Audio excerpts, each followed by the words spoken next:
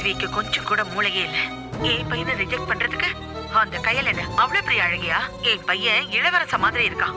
அவனை ரிஜெக்ட் பண்ற அளவுக்கு இவ அவ்வளவு வளர்ந்துட்டாளா? படம் ஓடுதுன்னா யாருக்காக ஓடுது? இவ மூஞ்சிக்காகவா ஓடுது? ஏன் புள்ள பிருத்விக்காக ஓடுது. அதான் தராதரம் தெரியாதவங்களுக்கு எல்லாம் வாழ்க்கை கொடுத்தா கடைசியில இப்படித்தான் அவங்க புத்தியை காமிச்சிருவாங்க.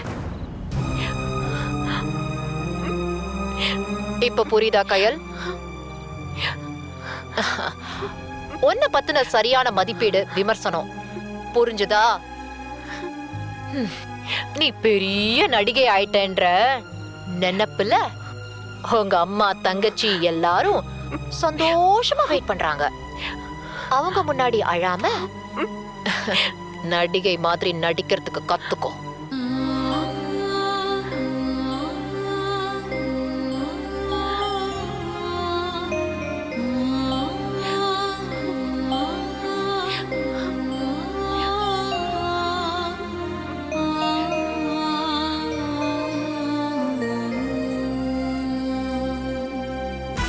என்னம்மா நீ சொன்ன மாதிரியே பண்ணிட்ட போல இருக்கு.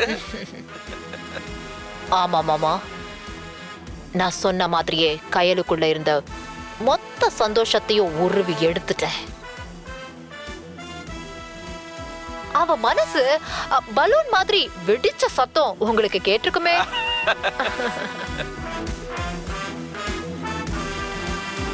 இப்போ அவளை நேர்ல பார்த்து தெரிஞ்சுக்கோங்க.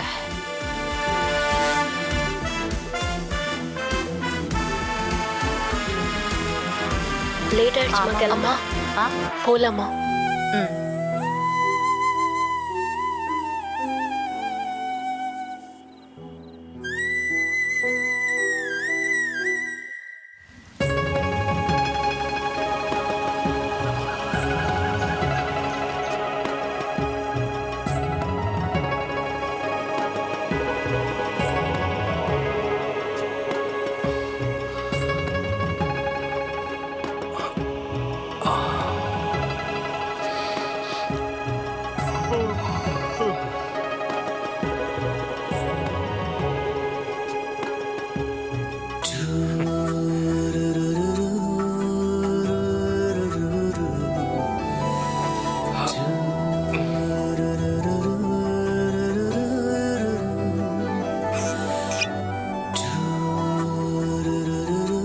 I miss you, Kyle.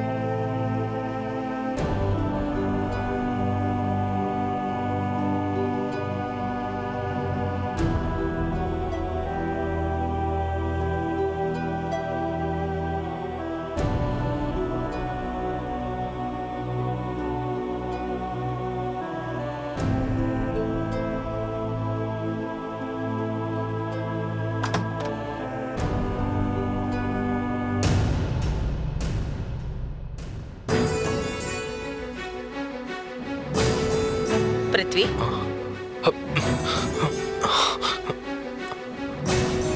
மாம்,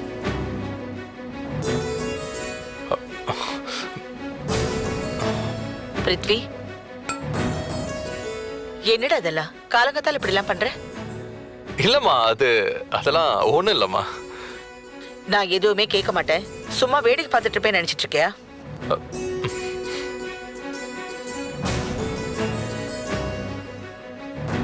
என்னடா நினைச்சிட்டு இருக்க? கேட்கறதுக்கு ஆள் இல்லைன்னு இதெல்லாம் பண்ணிட்டு இருக்கியா? நான் ஊர்ல இருந்து சும்மா வரலடா, நீ பண்றதெல்லாம் கேள்விப்பட்டுதான் வந்திருக்கேன். சத்தியமா நான் படத்தோட வெற்றி விழாவுக்காக வரல. ஏண்டா, உனக்கு என்னடா பிரச்சனை? காலையில எந்திரிச்சதும் பாட்டில எடுக்கிற. எதுக்குடா வெறி பிடிச்ச மாதிரி பாட்டில அப்படி குடிச்ச? என்ன வெறி பிடிச்ச மாதிரி குடிச்சேன். அதெல்லாம் படத்தோட வெற்றிக்காக தான். அந்த சந்தோஷத்துல தான் குடிச்சேன். டேய் சும்மா பொய் சொல்லாத. நான் உன் அம்மாடா. எனக்கு தெரியாதா உன்னை பத்தி? ஆ, நீ சந்தோஷத்துல குடிக்கிறியா சஞ்சலத்துல குடிக்கிறியான்னு? ஆம். எதுக்குடா குடிக்கிற? உண்மையை சொல்லு. உனக்கு என்னதான் பிரச்சனை? ஐயோ மாம், எனக்கு ஒரு பிரச்சனையும் இல்லை ma'am. I'm happy. I'm totally all right. ஏண்டா அப்படி சிரிச்சு சிரிச்சு என்ன படுத்துற? உன் முகம் தாண்டா சிரிக்குது, மனசு சிரிக்கல. ஓ மாம், எத்தனை தடவை சொன்னாலும் நம்ப மாட்டியா? எனக்கு எதுவும் இல்லை, எந்த ப்ராப்ளமும் இல்லை. எந்த ப்ராப்ளமும் இல்ல. அந்த போட்டோ எடு. எந்த போட்டோ? தலகாணி கீழே மறைச்சியே அந்த போட்டோ எடு. ஓஹோ, இதுவா?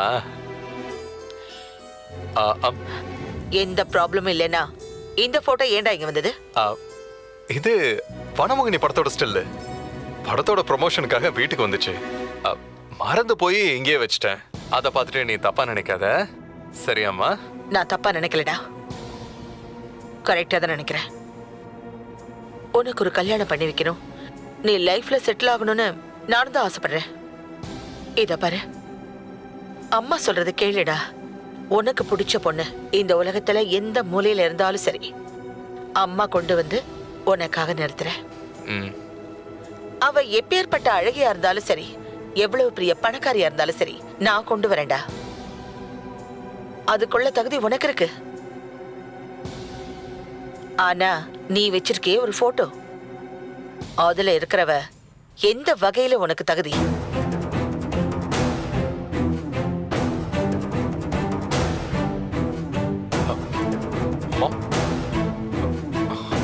மாம், என்ன சொல்றீங்க? இப்படி எல்லாம் அம்மா கேட்பேன்னு நீ நினைக்கிறியா? அம்மா, கேட்க மாட்டேன். இது உன்னோட பிரைவசி, உன்னோட தனிப்பட்ட விஷயம். அதுல நான் தலையிட மாட்டேன். ஆனா ஒரு விஷயம், இதுல கையிலுக்கு விருப்பம் இல்லாதப்போ நீ எதுக்கு அவளை நினைச்சு ஏங்குற? குடிச்சு நீயே உன்னை அழிச்சுக்கிறத என்னால தாங்க முடியலப்பா. பார்ட்டியில மத்தவங்க எல்லாம் உன்னை பார்த்து சிரிக்கிற மாதிரி நடந்துகிட்ட என்னால ஏத்துக்க முடியல. நம்ம குடும்பத்துக்குன்னு ஒரு அந்தஸ்து இருக்கு. கண்ணுக்கு முன்னால பெத்த புள்ள குடிச்சிட்டு இப்படி போதையில தடுமாறுத எந்த அம்மாவாலையும் சகிச்சுக்க முடியாதுடா. அம்மா, அம்மா கூல் டவுன்மா. நீ டென்ஷன் ஆகாத. ஏமா நீ அழட்டிக்கிற? பாரு, இப்போ உனக்கு இருமல் வருது பாரு. தேவையில்லாம கலாட்டா பண்ணாதம்மா. ஐயோ மை காட், என்னம்மா இது? உடம்பு இப்படி கொதிக்குது. சிவம், தம்பி பரவாயில்ல விடு. சும்மா இருமா. தம்பி சிவம், டாக்டர் ஃபோன் பண்ணுங்க. அம்மாக்கு ஜுரம் அடிக்குது. பரவாயில்லடா. சரிங்க சும்மா இருமா. அப்படியே ஹாட் வாட்டர் கொண்டு வா. சரிங்க தம்பி. அம்மா நீ வாமா, உட்கார் வா. என்னம்மா இது? நீ ஒன்னும் டென்ஷன் ஆகாத. உனக்கு ஃபீவர் நீ என்கிட்ட சொல்லவே இல்லையே, ஏன்? பரவாயில்லடா. உங்க வயசுக்கு மரியாதை கொடுத்துட்டு இப்ப விட்டுட்டு போறேன். நாளை காசு வரல என்ன பண்ணுவேன்னு எனக்கே தெரியாது. கொன்றுவோம் பாத்துக்க.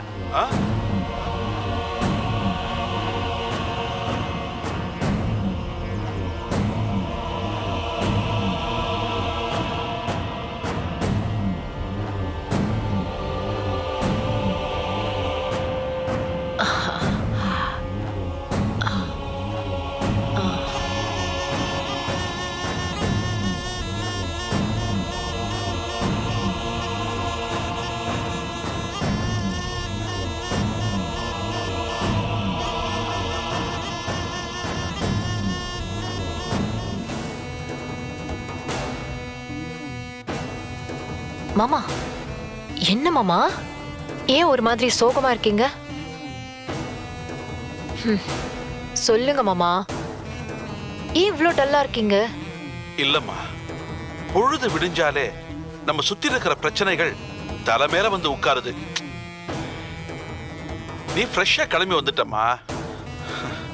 என்னால் அப்படி இருக்க முடியலையே. எல்லாத்தையும் எப்படி சமாளிக்கிறதுனே புரியல. பார்ட்டியில ஏதேதோ நடந்துச்சுமா. ஆனா நமக்குன்னு சொல்லிக்கிற மாதிரி எதுவுமே நடக்கலையேம்மா. படம் எப்ப ஸ்டார்ட் பண்ண போறோம்னு சம்பத் சொல்லுவாருன்னு எதிர்பார்த்தேன். அத பத்தி அவர் பேசவே இல்லை. பண பிரச்சனை, மந்த்லி கமிட்மெண்ட்ஸ், ரொம்ப நெருக்கடியா இருக்குமா.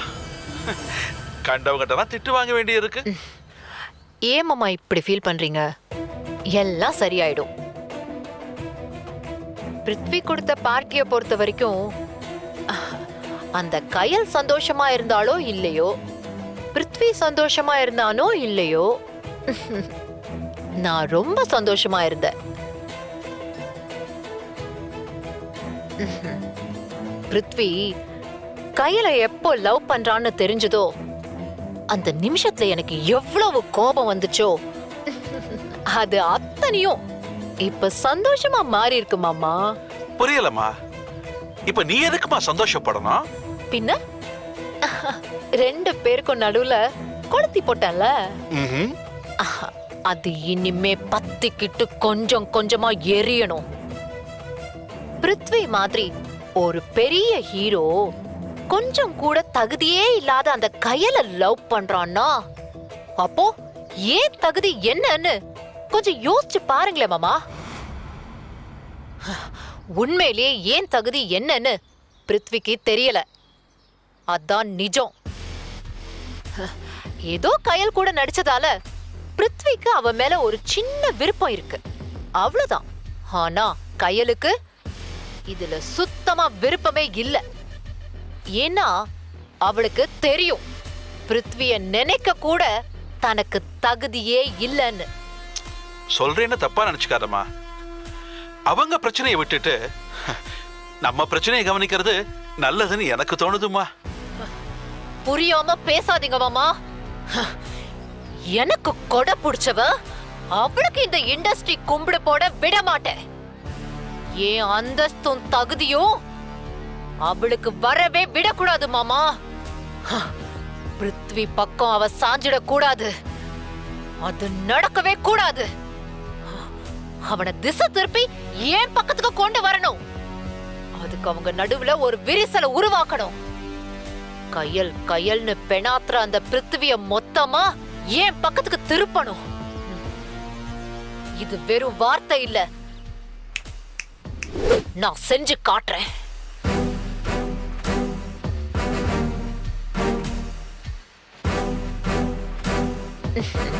எல்லா பிரச்சனையும் நான் பாத்துக்கிறேன். வாங்க கிளம்பலாம்.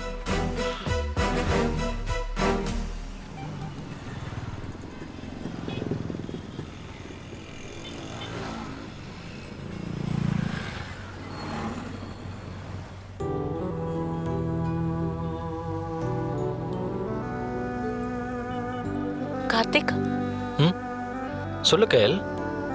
நேத்து பார்ட்டியில வச்சு நேத்ரா மேடம் என்னென்னவோ பேசினாங்க. எனக்கு வனமோகினி மாதிரி கேரக்டர் தான் செட் ஆகுமா? நான் கதாநாயகி இல்லையா, கதையோட நாயகி தானா? நேத்து பார்ட்டியில எல்லாரையும் சொல்ல வச்சுட்டாங்க கார்த்திக். கயல், நேத்ரா மேடம் பேசினதெல்லாம் நீ மைண்ட் பண்றியா என்ன? அவங்க பேசினதுக்காகலாம் யோசிக்கல கார்த்திக். கார்த்திக், எனக்கு எது வரும்னு நானே சுய பரிசோதனை பண்ணிக்கிற இடத்துல இருக்கணும்னு தோணுது. தேவையில்லாம குழப்பிக்காத கயல். வாய்ப்பு கிடைக்குமான்னு ஏங்கிட்டு இருந்த, இப்போ பெஸ்ட் எதுன்னு செலக்ட் பண்ற இடத்துல இருக்க. இனிமே ஏகப்பட்ட வாய்ப்புகள் உன்னை தேடி வரும். வர வாய்ப்புகள்ல உனக்கு எது நல்லா இருக்கும், பொருத்தமா இருக்கும்னு நீ செலக்ட் பண்ணலாம். அதனால நீ எதை பத்தியும் கவலைப்படாத. நீ ஒரு ஹார்ட் ஒர்க்கர் கயல், அதை மட்டும் நினைவில் வச்சுக்கோ. ம்?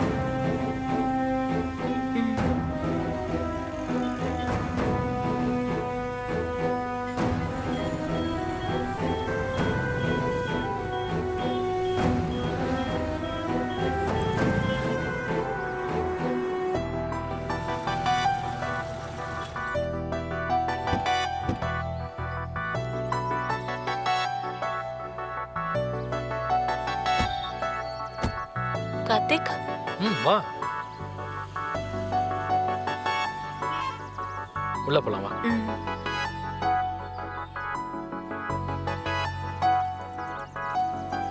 வாங்க madam. Welcome sir. Welcome welcome. ம். வாங்க மிஸ்டர் கார்த்திக்.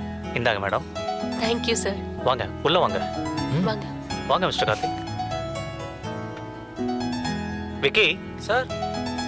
டைரக்டர் வந்தா என்ன மீட் பண்ண சொல்லு. Okay okay, sir. ம். உட்காருங்க மேடம். உட்காருங்க. கையல் உட்காரு.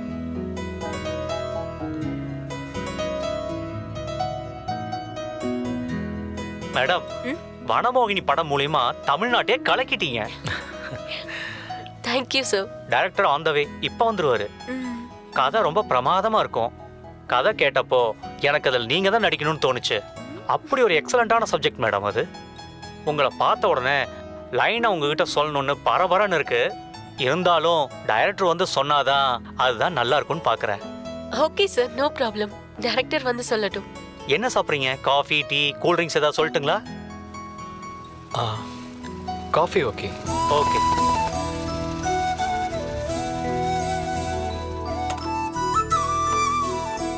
டேய் உள்ள வாங்க. சார் நீங்க வந்ததும் ப்ரொடியூசர் உங்களை உள்ள வர சொன்னாரு. டேய் நீ ரூம்ல வெயிட் பண்ணு, நான் ப்ரொடியூசரை பார்த்து. ஓகே சரி okay. May come in sir. வாங்க சுரேந்தர். ம் வாங்க. ஹாய். Hi sir. பாத்தீங்களா யாருன்னு?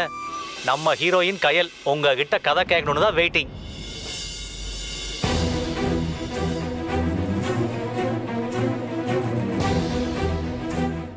உங்ககிட்ட கதை கேட்கணும்னு தான் வெயிட்டிங்.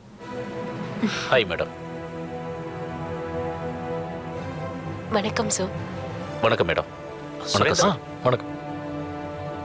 மேடம் ஒரு நிமிஷம் சார், கொஞ்சம் வெளியில் வாங்க. நீங்க உட்காருங்க, இதோ நான் வந்துடுறேன்.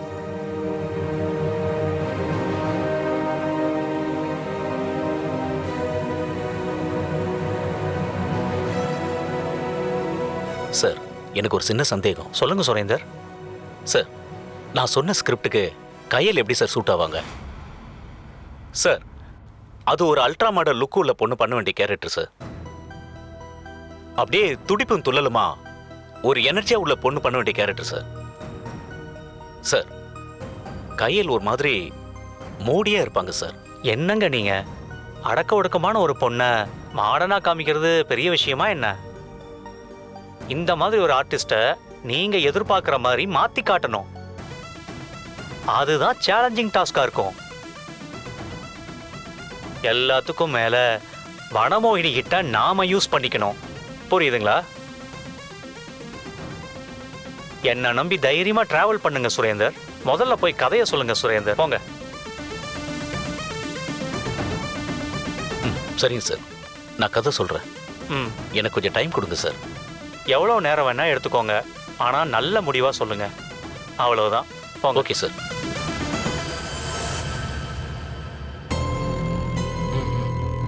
ஏய் சார் ஏய் இவரு ஹீரோயினுக்கு வனமோகினி கையில் வர சொல்லியிருக்காரா? கீழே வெயிட் பண்ணிக்கிட்டு இருக்காங்க. கதை சொல்றாரா? இப்போ என்னதான் பண்றதுன்னு ஒன்றும் புரியலடா. என்னது கையலா? என்ன சுரேந்தர் சொல்ற? நம்ம நேத்ரா மாதிரி ஒரு ஆர்டிஸ்ட் வேணும்னு தானே சொல்லியிருந்தோம். ம். அப்புறம் இவர் ஏன் இந்த மாதிரி பண்றாரு? இல்லடா, இவரு கதையை விட கையிலோட வெற்றியை யூஸ் பண்ணணும்னு நினைக்கிறாரா? சரி விடு, வியாபாரியோட மைண்ட்ல வியாபாரம் தானே இருக்கும். ம். நாம கிரியேட்டர்ஸ், நாம அதில் தான் கான்சன்ட்ரேட் பண்ணுவோம். இப்போ என்ன பண்றதுன்னு ஒன்றும் புரியல. இப்போ போய் கையல் வேணாம்னு சொன்னா ப்ரொடியூசருக்கு உனக்கும் தேவையில்லாம மிஸ் அண்டர்ஸ்டாண்டிங் ஆயிரும். ஆரம்பத்திலே அப்படி வர்றது நல்லதில்ல. அதே நேரம் இந்த சப்ஜெக்டை கையல் பண்றது ரொம்ப கஷ்டம். கதை கேட்ட உடனே அவங்களே வேணான்னு சொல்லிட்டு போயிடுவாங்க. நாம வேணான்னு சொல்றத விட அவங்களா விலகி போறதுதான் நல்லது. நீ கதை சொல்ல ரெடியாரு, நான் போய் கையல் மரத்தை கூட்டு வரேன். ஓகே. சார் கரெக்ஷன் சொல்லுங்க. சரி சரி மொத்தம் போட்டு. ஆமாம்.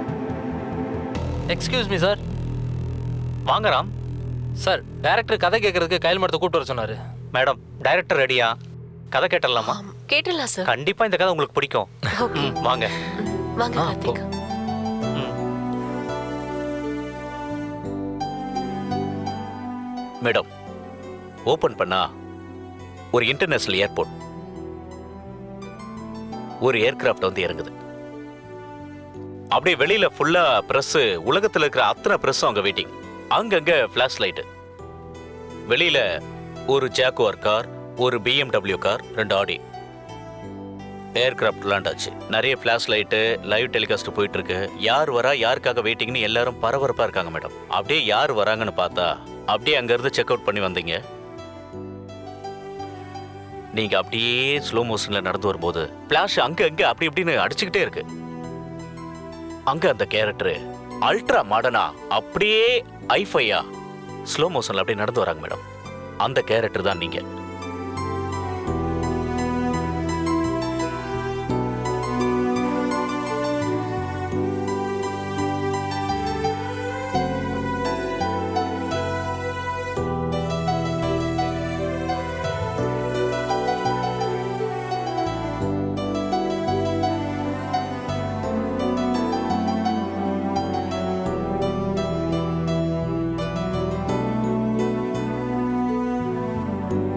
அதான் உங்களோட இன்ட்ரோடக்ஷன் மேடம். கொஞ்சம் தண்ணி குடிச்சுக்கிறேன் மேடம்.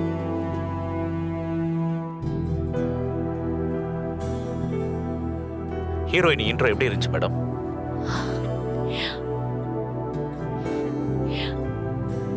கதை ரொம்ப சூப்பரா இருக்கு. நான் இந்த கேரக்டர் பண்ணா உங்களுக்கு ஓகேவா? நல்லா இருக்குமா? அதெல்லாம் ஒன்றும் பிரச்சனை இல்லை மேடம். டைரக்டர் உங்களை மாடர்னா மாத்திடுவாரு.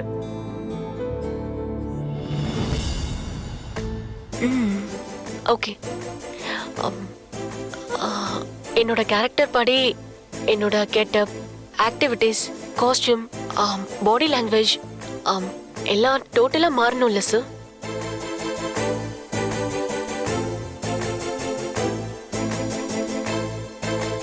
அதனால இந்த ப்ராஜெக்டை நான் பண்ணலாமா வேண்டாமான்னு நான் டிசைட் பண்ணுறதுக்கு எனக்கு கொஞ்சம் டைம் வேணும் சார்.